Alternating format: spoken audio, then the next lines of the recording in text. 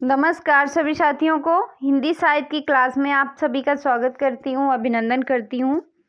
और आज के शस्त्र की परिचर्चा को शुरू करते हैं। आज के शस्त्र में पिछले शस्त्र में जो हम सूफी काव्य धारा के महत्वपूर्ण क्वेश्चन कर रहे थे, उन्हीं क्वेश्चनों को हम आगे करते हैं, उसी के शस्त्र को आगे कंटिन्यू करते हैं। आज का पहला क्वेश्चन है 41 नंबर से कि जायसी का प्रेम व्यक्ति का नहीं पूरी मनुष्य जाति का है। वे व्यक्तिगत साधना वाले बैरागी नहीं हैं। वे समाज में प्रेम की आग जगाना चाहते हैं। कथन किस आलोचक का है? मुक्तिबोध का, डॉक्टर नामवर सिंह का, या राम कुमार वर्मा का, या बच्चन सिंह का? तो इसका जो राइट आंसर है वो हो जाएगा डॉक्टर बच्चन सिंह का। किसका है? डॉक्टर बच्चन सिंह का। तो इसका राइट आंसर हमारा हो जाएगा डी। अगले क्वेश्चन पे चलते हैं। क्वेश्चन नंबर 42 है। 42 नंबर क्वेश्चन में क्या पूछा है कि हंसावली की कथा का स्रोत है। हंसावली जो कथा है इसका स्रोत क्या है? रतन शेखर, विक्रम बेताल की कथा, हितोपदेश, पंचतंत्र। तो हंसावली जो रचना की गई है ये पहले से किस रचना में मिलती जुलती कहानी है? तो ये जो है हमारी विक्रम बेताल कथा। किसकी? विक्रम बेताल कथा। तो इसका राइट आंसर हो जाएगा हमारा बी। हंसावली का जो समय है वो कितना है? तो हंसावली का जो समय है 1370 ईस्वी। अगले क्वेश्चन पे चलते हैं। क्वेश्चन नंबर 43 है कि ओ मन जान कबित अस कीन्हा मकु यह रहे जगत मह चीना। किस सूफी रचनाकार की पंक्तियां हैं? मंझन, कुतुबन, जायसी, ईश्वरदास।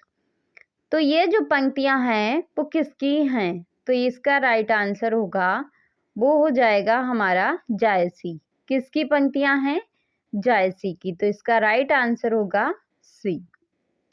अगले क्वेश्चन पे चलते हैं। क्वेश्चन नंबर 44 है। 44 नंबर क्वेश्चन में क्या पूछा है कि चंदा के पिता का क्या नाम था? चंद्रदेव, सहदेव, देवपाल, चंद्रपाल। तो चंदा के पिता का क्या नाम था? तो चंदा जो थी इसके पिता का नाम था सहदेव। क्या था? सहदेव। तो इसका राइट आंसर हो जाएगा हमारा बी। अगले क्वेश्चन पे चलते हैं। क्या है क्वेश्चन? क्वेश्चन नंबर 45 है। क्या है कि निम्नलिखित में से किस रचनाकार ने अपनी रचना को वीर कथा कहा है? आयशत ने, मंझन ने, गणपति ने, दामोदर ने। तो इसका राइट आंसर जो है वो क्या हो जाएगा? दामोदर ने। किसने कहा है? दामोदर ने। तो इसका राइट आंसर हो जाएगा हमारा डी। अगले क्वेश्चन पे चलते हैं। क्या है हमारा अगला क्वेश्चन? क्वेश्चन नंबर 46 है कि निम्नलिखित में से किस रचना में बीच बीच में संस्कृत की पंक्तियों का भी प्रयोग हुआ है? रसरतन में, लखम सेन पद्मावती कथा में, अनुराग बांसुरी में, या सत्यवती कथा में? तो कौन सी रचना है जिसमें बीच बीच में संस्कृत भी प्रयोग में की गई है? तो वो रचना है लखम सेन पद्मावती कथा में। तो इसका राइट आंसर हमारा हो जाएगा बी। अगले क्वेश्चन पे चलते हैं। क्वेश्चन नंबर 47 है। क्या है कि निम्नलिखित में से किस रचना में नायिका के साप से नायक कोढ़ी हो जाता है? किस रचना में है कि नायिका के साप से साप श्राप देती है और नायक जो है कोढ़ी हो जाता है? मधुमालती में, मृगावती में, हंसावली में, सत्यवती कथा में।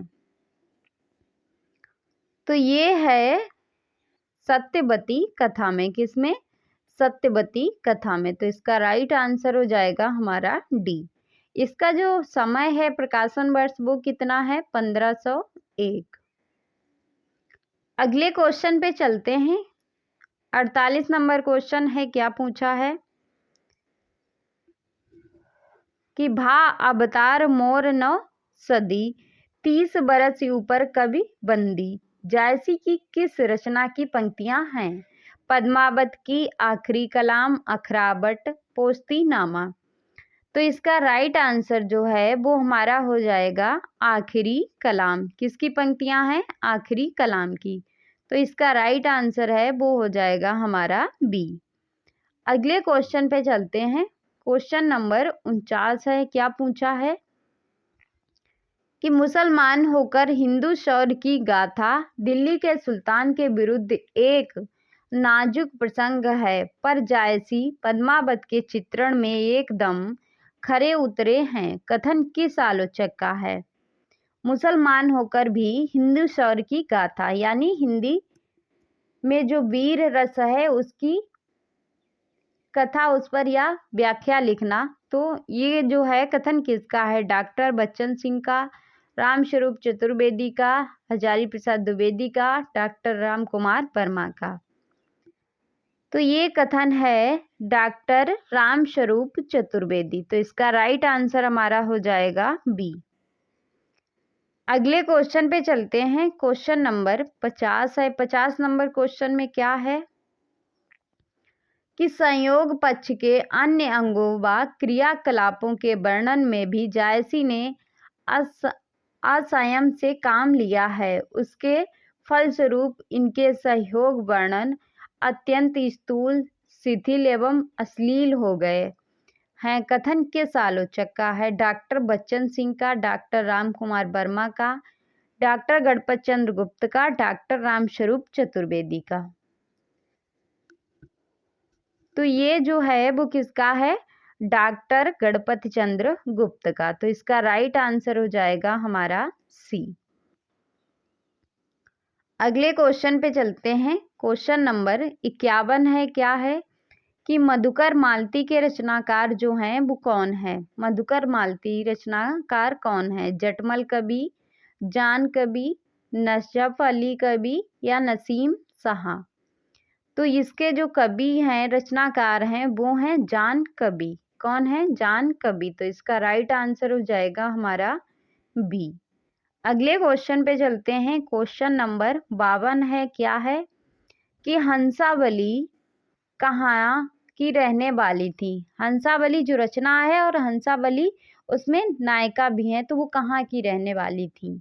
महारस, कंचनपुर, पटन, आगमपुर। तो इसका राइट आंसर जो है वो क्या हो जाएगा हमारा? पाटन। कहाँ की रहने वाली थी? पाटन की रहने वाली थी। तो इसका राइट आंसर हो जाएगा हमारा सी। अगले क्वेश्चन पे चलते हैं। क्वेश्चन नंबर 53 है। क्या है कि निम्नलिखित में से किस रचना का रचनाकाल सही नहीं है? हंसावली 1370, चंदायन 1379, लक्ष्मण सेन पद्मावती कथा 1457 है या मृगावती 1503। तो इसका जो राइट आंसर है वो क्या हो जाएगा? इसमें जो गलत है वो कौन सा है? लखम सेन पद्मावती कथा जो है 1457 नहीं, इसका जो समय है वो है 1459 ईस्वी। तो इसका राइट आंसर हो जाएगा सी। अगले क्वेश्चन पे चलते हैं। क्वेश्चन नंबर 54 है। 54 नंबर क्वेश्चन में क्या पूछा है?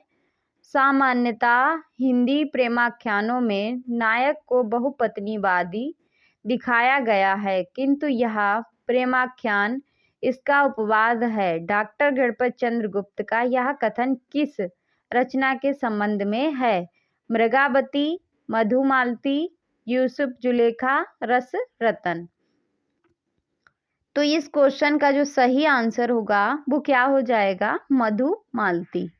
क्या हो जाएगा? मधुमालती। तो इसका राइट आंसर है वो हमारा हो जाएगा बी। अगले क्वेश्चन पे चलते हैं।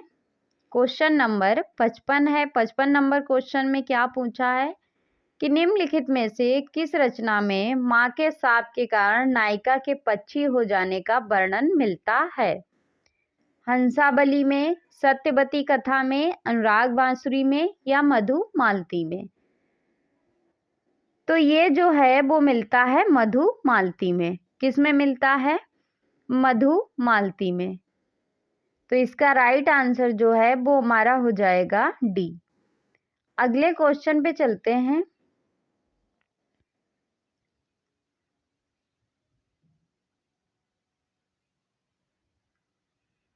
अगला क्वेश्चन है हमारा 56 नंबर क्वेश्चन है कि पुहकर द्वारा रचित रस रतन का रचना काल है क्या है? 1617, 1618, 1619, 1620। पुहकर कवि जो है इनके द्वारा रचित है रस रतन। इसका रचना काल क्या है? तो इसका रचना काल है 1618 ईस्वी। क्या है? 1618। तो इसका राइट आंसर हो जाएगा बी। अगले क्वेश्चन पे चलते हैं। क्वेश्चन नंबर 57 है क्या है कि निम्नलिखित में से कौन सी रचना एवं उसका रचनाकार वही सही सुमेलित नहीं है? प्रेम विलास, प्रेमलता कथा 1556 की है, जटमल की है। चिताई वार्ता 1590 ईस्वी की है, नारायण दास। ज्ञानदीप 1619 है, शेख नबी। माधवानल काम कलंदा चरित 1752 ईस्वी, आलम की रचना है। तो इसमें जो गलत है वो कौन सी है? ज्ञानदीप। ज्ञानदीप का समय जो है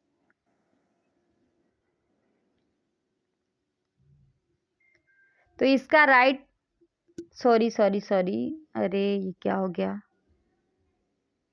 इसका जो गलत आंसर है वो है डी। माधवानल काम कलंदा चरित 1752 या आलम की नहीं है।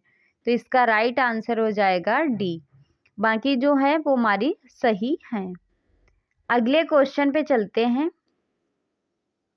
58 नंबर क्वेश्चन है कि निम्नलिखित में से किस रचना के नायक एवं नायिका अंतःकरण सर्वमंगला हैं? प्रेम चिंगारी, भाषा प्रेम रस, प्रेम दर्पण, अनुराग बांसुरी। तो इसका जो राइट आंसर है वो हमारा हो जाएगा अनुराग बांसुरी। क्या हो जाएगा? अनुराग बांसुरी। तो इसका राइट आंसर है हमारा हो जाएगा डी। अगले क्वेश्चन पे चलते हैं कि सूफी रचनाओं का सही आरोही क्रम कौन सा है? तो सूफी रचनाओं का हमें सही क्रम बताना है। तो इसमें जो है सबसे पहले मधुमालती, फिर चित्रावली, फिर रसरतन, फिर ज्ञानदीप। मधुमालती का जो समय है वो क्या है? 1545 है। क्या है? 1545। चित्रावली का जो समय है वो कितना है? 1613। रसरतन का जो है 1618। ज्ञानदीप का समय है 1619।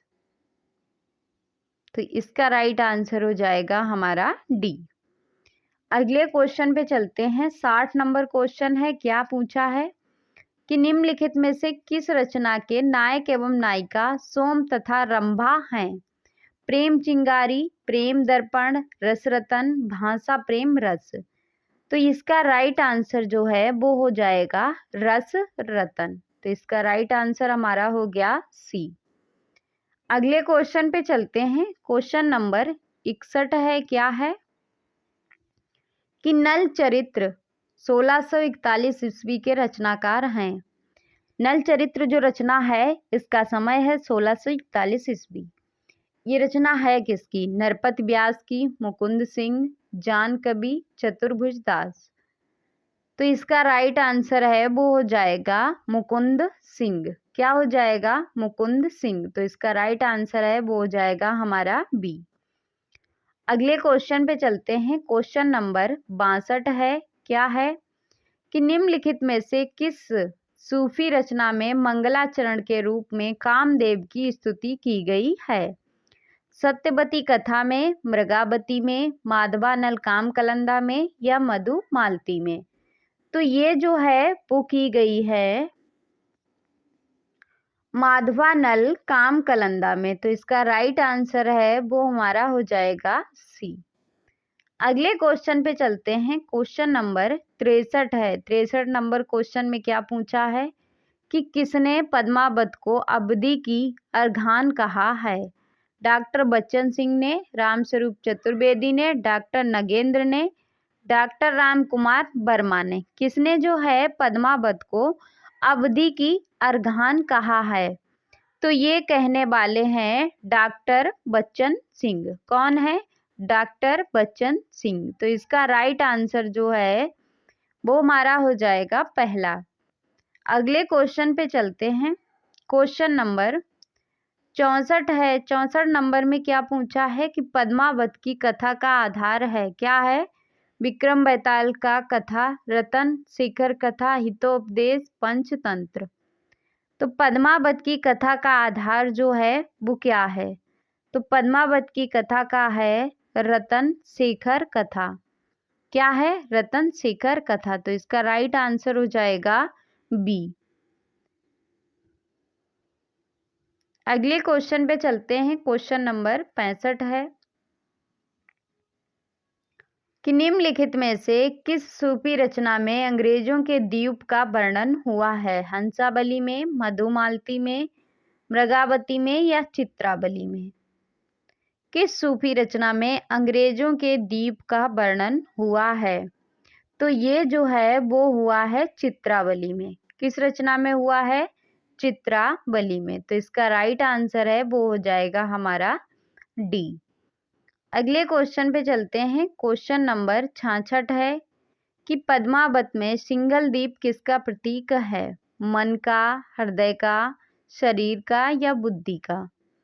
तो पद्मावत में जो सिंगल दीप है वो किसका प्रतीक है? तो वो है हृदय का। किसका है? हृदय का। ईड़ा जो है वो बुद्धि का प्रतीक है। मन और शरीर आप लोग बताइएगा कमेंट करके किसका प्रतीक है। अगला क्वेश्चन है 67 नंबर। निम्नलिखित में से किस सूफी रचना की भाषा सुमेलित नहीं है? हंसावली अवधि, रूपमंजरी ब्रज, चंदायन अवधि, इंद्रावती अवधि। तो किस सूफी रचना जो है उसकी भाषा सुमेलित नहीं है? हंसावली जो है इसमें अवधि नहीं है। हंसावली कौन सी रचना है? कौन सी भाषा है इसमें? राजस्थानी भाषा में इसकी रचना की गई है। तो इसका राइट आंसर होगा वो हो जाएगा हमारा पहला।